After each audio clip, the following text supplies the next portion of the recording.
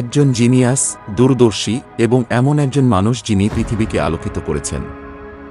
আজ আমরা নিকোলা টেসলার অসাধারণ জীবন এবং তার অবদান নিয়ে আলোচনা করব।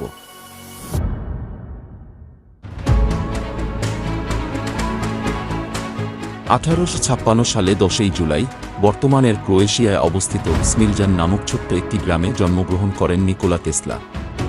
ভবিষ্যতে তিনি এমন একজন প্রভাবশালী উদ্ভাবক এবং প্রকৌশলী হবেন যিনি ইতিহাসের ধারা পাল্টে দেবেন। তার ধারণা এবং উদ্ভাবন চিরতরে বিশ্বকে পরিবর্তন করবে, যদিও তার নাম প্রায়ই অন্যদের ছায়ায় ঢাকা পড়ে যায়। ছোটবেলা থেকেই টেসলা অসাধারণ গণিত দক্ষতা এবং বিদ্যুৎ নিয়ে গভীর আগ্রহ প্রদর্শন করতেন।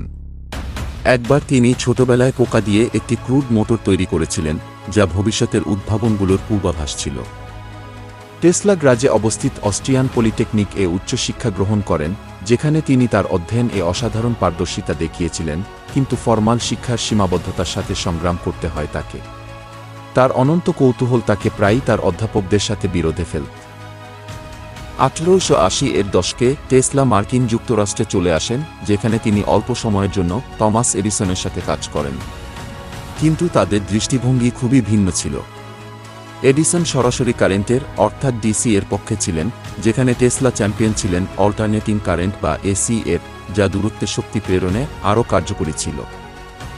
এই সংঘর্ষ, যা কারেন্টের যুদ্ধ নামে পরিচিত, ইতিহাসের অন্যতম বিখ্যাত বৈজ্ঞানিক যুদ্ধ হয়ে উঠেছিল। টেসলার এসি অবশেষে বিজয়ী হয় তার বাস্তবতা এবং কার্যকারিতার জন্য, এবং এটি বৈদ্যুতিক শক্তির জন্য মান হিসাবে গ্রহণ করা হয়।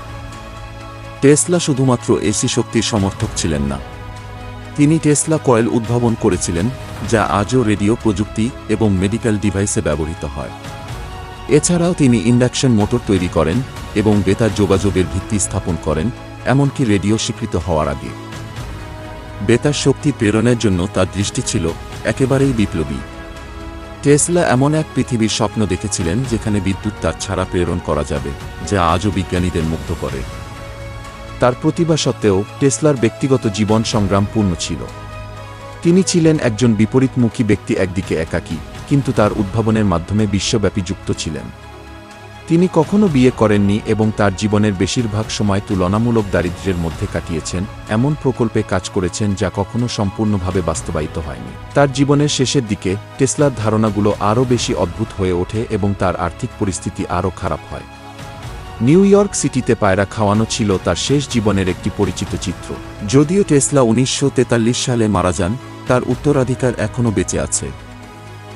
আমাদের ঘরগুলোতে বিদ্যুৎ থেকে শুরু করে আমাদের পকেটে থাকা ওয়্যারলেস প্রযুক্তি পর্যন্ত টেসলার প্রভাব সর্বত্র।